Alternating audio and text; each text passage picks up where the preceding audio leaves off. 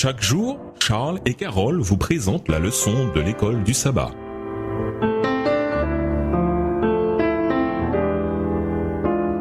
Bienvenue dans votre émission Dieu nous parle. Nous voilà à la leçon de mercredi, le message du deuxième ange. Le message du deuxième ange annonce la chute ou apostasie de Babylone et l'identifie comme un faux système religieux. Dans Apocalypse 17, verset 5, Babylone est appelée la mère des impudiques. Ces filles représentent évidemment les églises qui s'attachent à ces doctrines et à ces traditions et qui, comme elles, sacrifient la vérité et l'approbation de Dieu pour contracter une alliance illicite avec le monde. Extrait du livre Tragédie des siècles, chapitre 21, page 335, livre écrit par Ellen G. White. Lisons Apocalypse 14, le verset 8, Apocalypse 18, le verset 2 et Ésaïe 21, le verset 9. La double répétition du mot « tomber » renvoie à l'apostasie progressive de Babylone qui signifie la certitude de son effondrement moral total. Pourquoi Babylone est-elle décrite comme déjà tombée quand sa chute est également décrite comme future? Apocalypse 14, verset 8, et un second ange suivit en disant « Elle est tombée, Babylone la grande,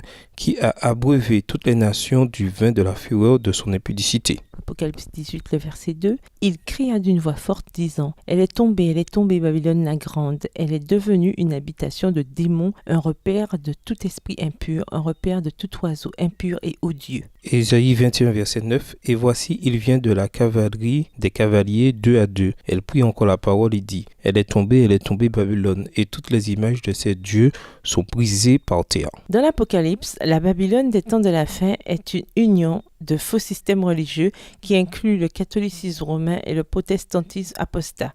Ils se mettront au service de Satan pour s'opposer au peuple de Dieu. Voir Apocalypse 13, les versets 11 à 18, Apocalypse 16, le verset 13 et Apocalypse 17, le verset 5. Cette union religieuse apostate manifestera l'arrogance de la Babylone antique en s'exaltant au-dessus de Dieu et en cherchant à prendre sa place dans ce monde. Le message du deuxième ange avertit le peuple de Dieu que ce système impie s'éloignera de plus en plus de la vérité en conséquence de son refus de la lumière du message du retour de Jésus. Ce n'est que lorsque l'union de l'Église avec le monde sera consommée dans toute la chrétienté que la chute de Babylone sera complète. Texte tiré du livre La Tragédie des siècles, écrit par Ellen G. White, au chapitre 21, à la page 341. Relisons Apocalypse 14, le verset 8 et Apocalypse 17, verset 2 et Apocalypse 18, verset 3. De quelle manière Babylone fait-elle boire au monde le vin de sa prostitution? Que symbolise ce vin? Apocalypse 14, verset 8, et un second ange suivit en disant « Elle est tombée,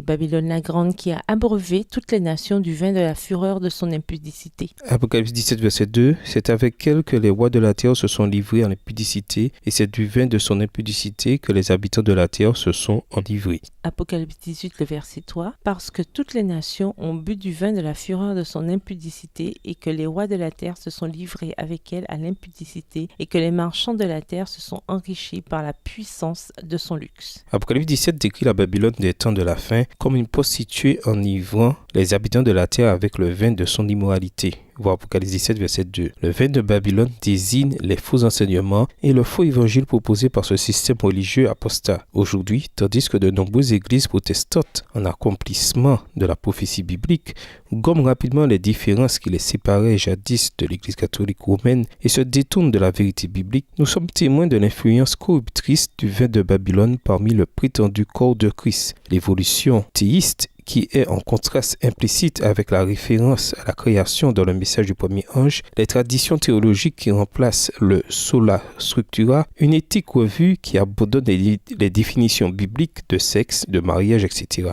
Des gens enivrés ne peuvent pas avoir l'esprit clair pour réfléchir. À mesure que les gens seront spirituellement enivrés par le vin de Babylone, Babylone les séduira pour qu'ils adorent la bête qui monte de la mer et reçoivent la marque de la bête, signe de l'autorité de la bête qui monte de la mer imposée par la bête semblable à un agneau. Et nous vous laissons avec la question du jour. Selon vous, pourquoi la tromperie est-elle aussi dangereuse? Au revoir. Et à demain si Dieu veut.